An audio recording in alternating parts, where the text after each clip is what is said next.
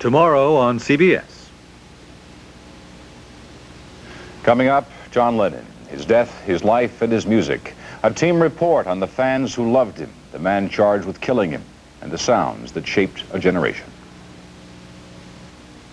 Hanukkah greetings from Channel 2.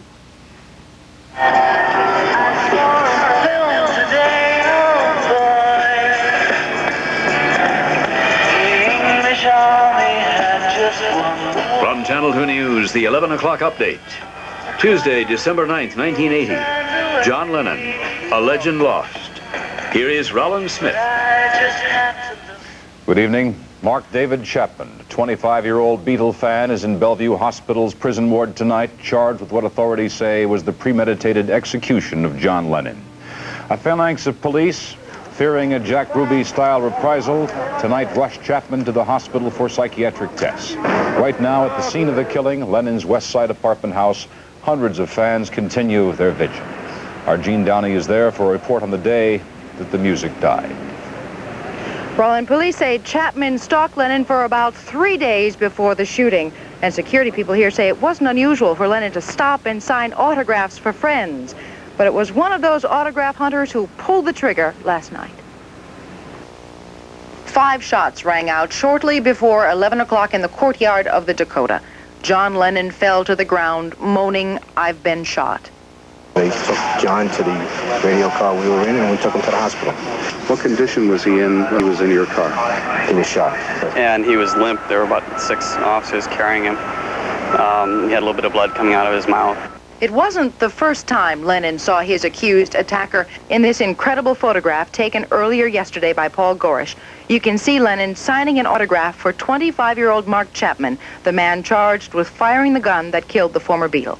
Police rushed Lennon to the emergency room at Roosevelt Hospital, but it was too late. As the news spread, fans start to gather here quite spontaneously, and then the doctor confirms, yes, John Lennon brought here at 11 o'clock. He was dead on arrival.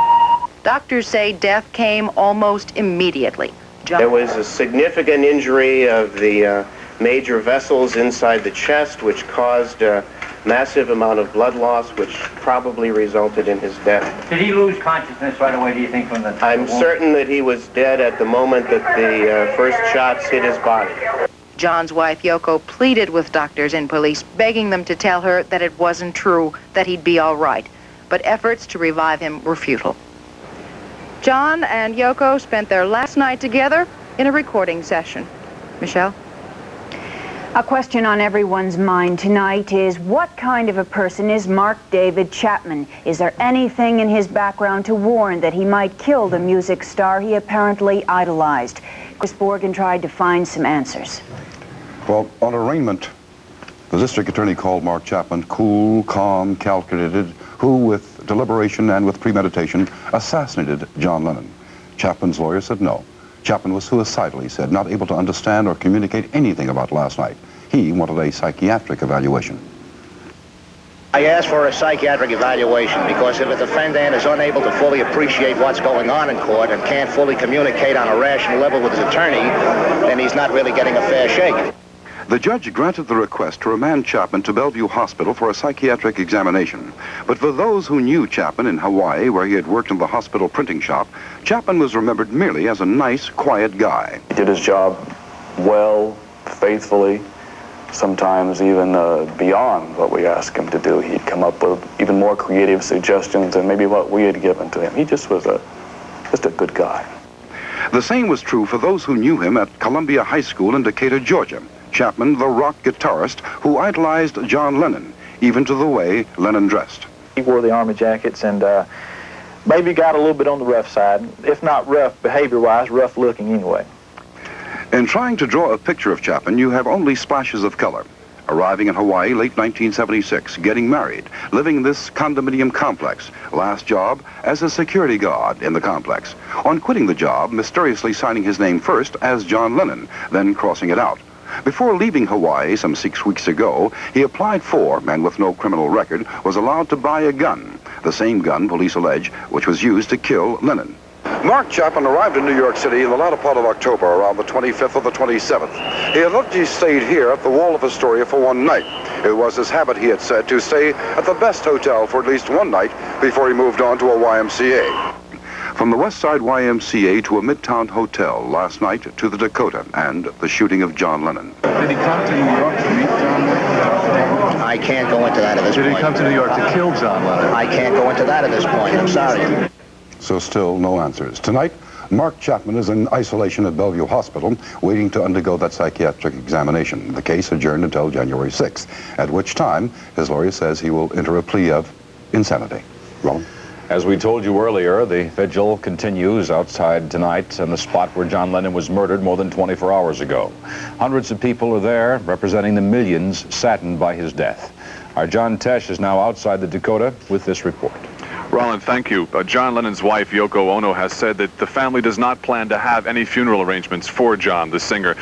She does want to have a silent vigil at another time to be announced, but as you can see here already, a vigil outside their apartment.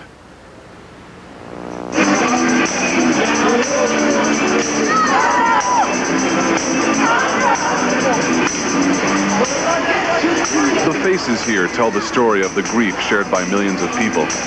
They came here to West 72nd Street. They came in the freezing rain.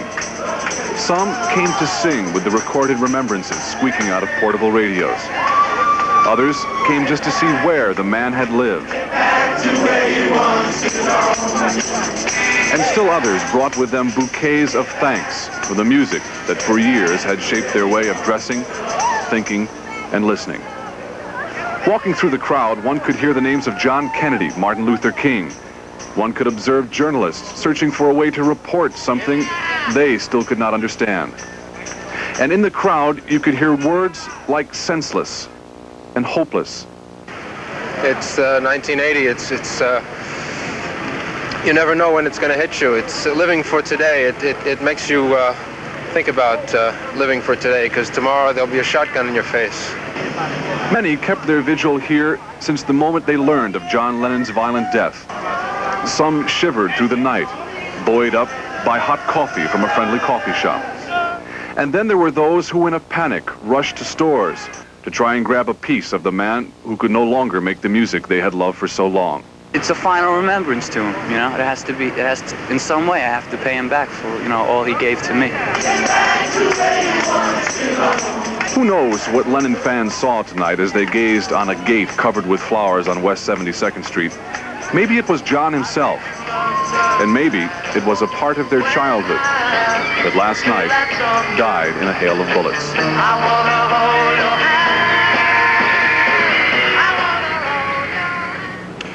When someone like John Lennon is killed, it does something to your memory. I remember playing music as a rock musician and as a youngster, and wondering how someone could be such a musical genius. Tonight, I wonder how such a musical genius could have been gunned down. Michelle, back to you. Thank you, John. More about the death and life of John Lennon as we continue our 11 o'clock update. Friend and former Beatle Ringo Starr rushes here to comfort Lennon's widow. Dennis Cunningham looks at the music and the man who helped shape a generation. And Ronald Reagan in New York comments on John Lennon's tragic death. Stay with us. Imagine there's no heaven. Power that the Beatles held over their fans showed again today as drummer Ringo Starr left the Dakota. The shocked Ringo, who had spent Thanksgiving here with the Lennons, flew in this morning from the Bahamas to comfort Lennon's wife. He visited her for 2 hours. And ashen Paul McCartney said, "I can't take it in at this moment," when he first learned of John's death. Later, he remembered his partner as a great man. And as for George Harrison, he was said to be shocked and in seclusion. The murder of John Lennon is again raising questions of crime, safety on our city streets, and gun control. Before a meeting today with Terence Cardinal Cook, President-elect Ronald Reagan was asked about the killing. He called it a great tragedy, and he was asked would stiffer handgun laws stop such tragedies. I've never believed that. I believe in the kind of handgun legislation we have in California. So if someone commits a crime and carries a gun when he's doing it, he has 5 to 15 years to the prison sentence. And a furious Mayor Koch today lashed out at the London press for blaming Lennon's murder on New York and the American gun laws. One paper saying freedom to carry guns has brought about monsters. Koch insisted that tighter gun laws, even the death penalty, would not have saved Lennon's life at the hands of a deranged killer. Would not have saved Lennon's life at the hands of a deranged killer. Later in this broadcast, arts editor Dennis Cunningham will look back at the career of the man who helped shape a generation. And in other news of this Shea for a double or a homer is going to be a long out in Yankee Stadium. And number 4, he wouldn't have to work for George Steinbrenner. The Yankees and the Mets, who gets them? The Knicks win it by 3. This is Warner Wolf. Michelle? All right. Thank you, sir. Still ahead tonight, Mr. G with colder weather on the way for tomorrow. And yesterday, Dennis Cunningham reviews the musical career of John Lennon when we return.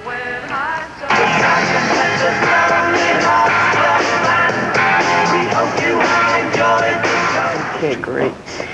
Well, John Lennon and the Beatles put the 60s and indeed a whole generation to music. Dennis Cunningham is here now with a look at the music and the man. Michelle, thank you. One of America's most prominent composers said it as well as anyone. If you ever want to know anything about the turbulent and ever singular 60s, said Aaron Copland, listen to the music of the Beatles. Lennon was born in 1940 in Liverpool. Early on, after his father deserted the family, his mother handed over the chores of raising him to her sister, and Lennon was raised by his aunt. The group that eventually became the Beatles, then called the Beat Boys, without Ringo Starr, had their first big break in Hamburg, Germany in 1961, after which came success in Liverpool, after which manager Brian Epstein signed on the group, signed on Ringo Starr, and what followed was a worldwide phenomenon, Beatlemania.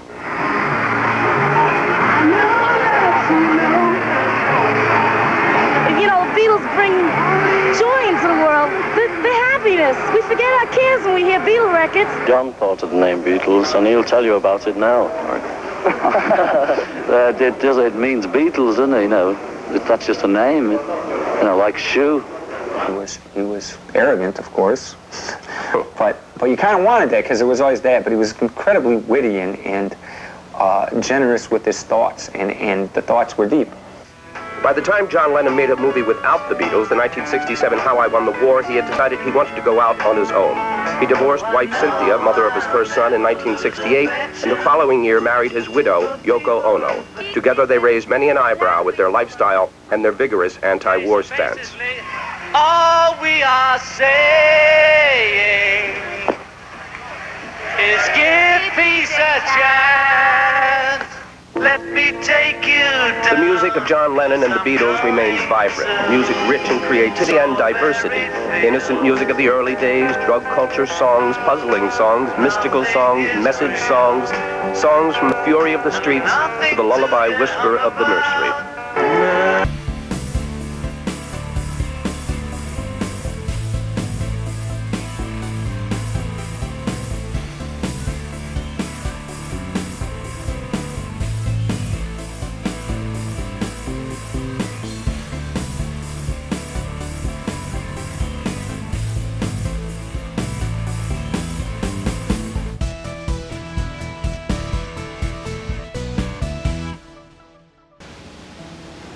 John Lennon did give us his insight, talent, and consciousness in notes and words.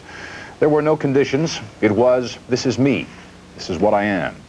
He shared that essence, believing we are all part of the whole. We mourn his youthful death. We pity his assassin. We embrace the goodness that was John Lennon, for only his body died. And that is our 11 o'clock update. Next to CBS News special report, John Lennon, The Dream is Over. I'm Michelle Marsh. Good night. I'm Roland Smith. Michelle and I'll be back tomorrow night at 11. We hope that you'll be here too. Good night.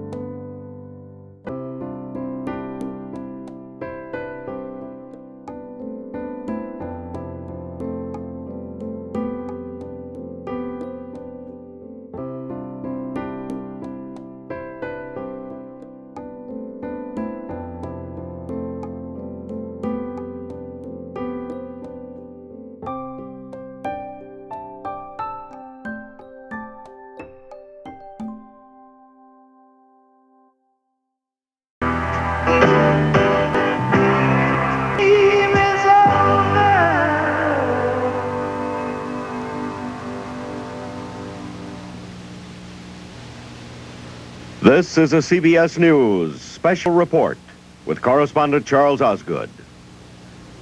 Last night, in the courtyard of the landmark New York City apartment building where he lived, John Lennon was shot to death as he and his wife returned home from a recording date.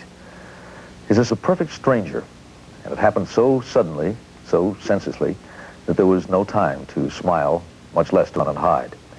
So John Lennon, the legendary singer, songwriter, musician, who as a member of the rock group The Beatles changed popular music and so much more, is dead at the age of 40. The world is stunned because it is acknowledged that John Lennon was not just a celebrity. He was something more important than that. On this broadcast, we will try to learn why that was true. We'll try to find out who this man really was and why his life and his work touched so many other lives. The killing of John Lennon was like something out of the 60s, the chaotic, sometimes violent decade that he came to represent. Mark David Chapman, the 25-year-old unemployed security guard who allegedly shot Lennon, has been charged with second-degree murder, the most serious possible charge under New York law. He has been placed in the psychiatric ward at the city hospital for 30 days of observation. Chapman had been able to get a handgun permit in Honolulu, where he has been living, because authorities there had no record of any previous encounters with the law. How he got that gun through airport security when he flew to New York, we do not know. There is no motive established for last night's shooting of John Lennon. Chapman did used to play the guitar. At one time he wanted to be a rock musician, reportedly. It is said Chapman was obsessed with Lennon, and at times even used Lennon's name. Hours before the shooting, Lennon stopped on his way out of the building to sign a record jacket for someone who'd been waiting and hanging around the building for the last several days. That person was Mark David Chapman. Ever since the word got out about the killing of John Lennon, people have been gathering in the front of the building where it happened to stand and stare, sometimes to sing. Friends who knew Lennon well and those who had never met him paid tribute.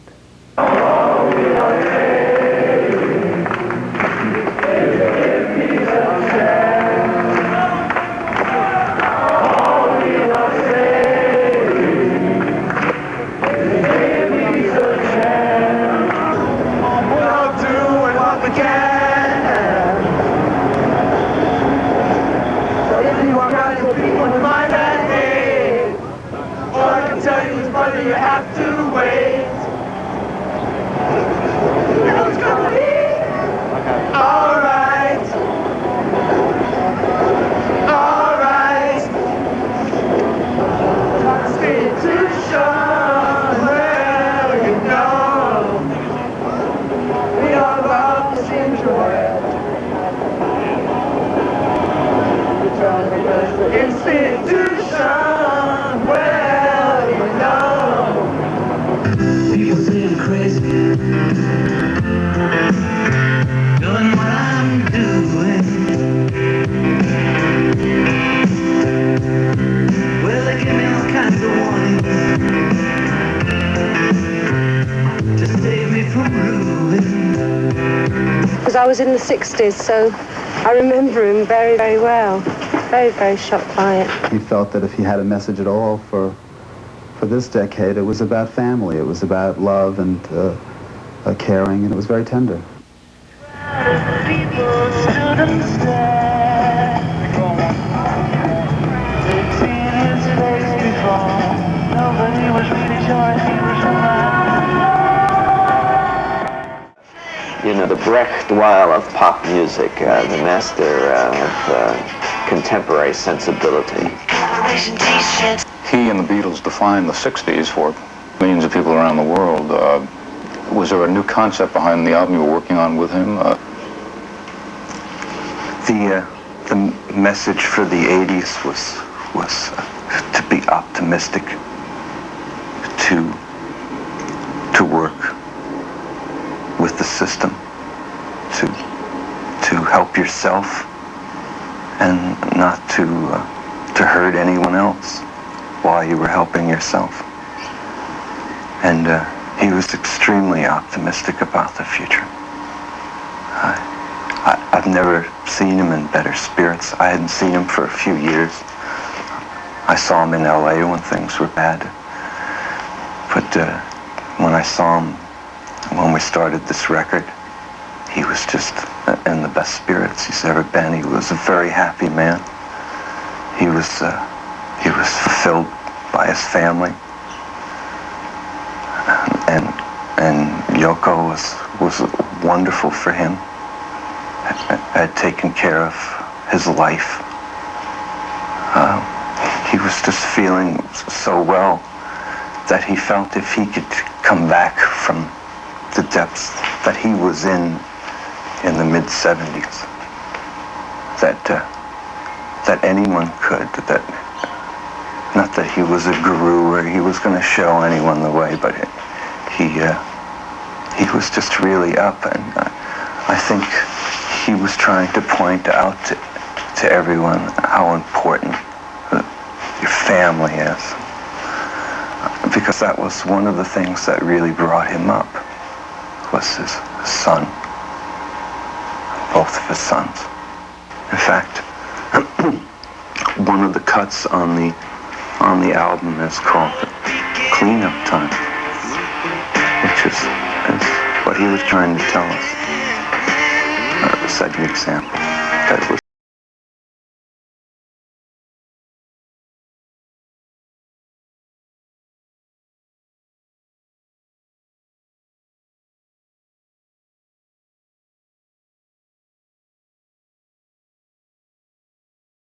There are those people that I know who are older than I am who felt that, like all figures in rock and roll, John Lennon was a cacophonous imbecile.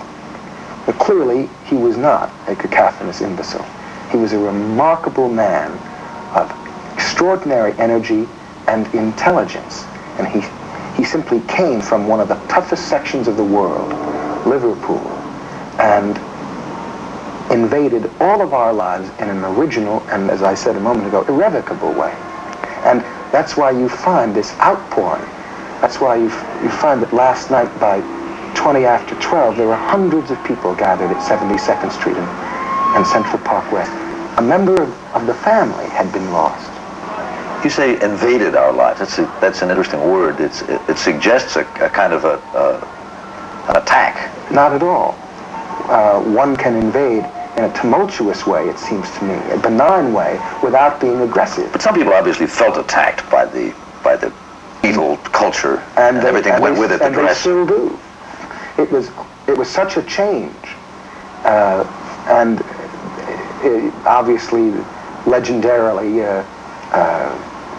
parents abhorred the whole process. Sexual promiscuity, people making love at an early age, mind-altering drugs, mescaline, acid, new terminology, new language, dropping acid. Do you have a joint bill? Well, some of the people... That's threatening when things change so drastically. And it's your children who are changing things right under your very nose in your own house. But you don't have to like it, and it may not be something that you necessarily approve of. That's what I'm saying. Precisely that. How about the rest of it, the dress and the things quite apart from the music? Well, you know, at the beginning, the Beatles were rather neat. I remember seeing them at the beginning of their elaborate and wonderful career, thinking, well, those fellows are even neater than I am. And I had preceded them just a bit. I had just begun to grow my hair a little long, and I was kind of looking over my shoulder at people and around. I had my eye out for, was this okay? I had always felt in my high school years and early college years that I was uncomfortable in my suit and in my tie. And I thought I looked ludicrous in my short hair and my crew cut. I didn't feel comfortable. I didn't feel physically or emotionally comfortable with the way I looked. And suddenly, with the 60s and the eventual late 60s, I came to a very happy moment where I could dress and look the way I felt comfortable. And rock and roll figures helped that along. They kind of confirmed what I knew all along. Aha, this is going to happen someday. John was a very conscious and self-conscious man who knew exactly what he was doing and yet had very profound intuitions and hunches he followed. But what happened to him finally was he sort of suffered some kind of obscure breakdown and wanted to go back and start all over again and be reborn, and literally was reborn, went into primal therapy and screamed and puled like an infant. Then he married a very maternalistic woman. Then he underwent a sort of role reversal business, like Achilles at the spinning wheel, and for 5 years was a sort of male mother to his child, giving that child an experience that he felt he had been denied. And then finally, in his latest record, which is a big hit, he came back really very much to where he stopped recording with Abbey Lane in about 1970, in a very sophisticated, almost parodistic version of his original style. So that his career describes a complete circle or cycle. And I sometimes, that cycle represents the limits of the rock generation. It's a generation that simply could not grow up. They could complicate their adolescence to an extraordinary degree, but finally they hit sort of a bumper and bounced back to where they started. And then the only thing left was to do it all over again. You knew Lennon personally. Again, how much of this came out in the person that you knew? Wonderful man to sit and talk to. One of the very rare celebrities, perhaps the only one I've ever interviewed in a lifetime in journalism, who you could ask anything to and get a very realistic and shrewd answer with no covering up, no copping out, no excuses, no sentimentalizing, no pieties. Just tell it the way it is. A very tough kind of mind, then. Very tough kind of mind, yet a very human and genuine person, someone who hadn't achieved toughness by killing his emotions. When you look at the Beatles and Lennon, what did he bring to that? He brought the muscle. He brought the brains. He brought the sort of street smart, tough, poor boy in Liverpool attitude. He also brought a lot of the verbal wit and dexterity and the humor and the sort of extravagantly American style. He loved America. He loved New York. His love for New York is what finally did him in, because he succumbed to one of the great New York delusions, that when you come to this city, you become an anonymous, invisible presence, and you can float around and do anything, and no one will go for you. It's a big mistake. It cost him his life. Finally, that world got to him. The illusion of being totally invisible in New York is one that draws people and enamors people like John of New York. But it isn't true. You're really in a little village in this town, and you're just as conspicuous as you'd be anywhere else, but you have to be a New Yorker to recognize that. She told me, yes, you can walk on the street, you know. She says, you will be able to walk here, but I would be walking on tents like that, waiting for somebody to say something or jump on me and like that. And it took me 2 years to unwind, I can go right out this door now and go in a restaurant. You want to know how great that is? I can go right out this door now and go in a restaurant. You want to know how great that is?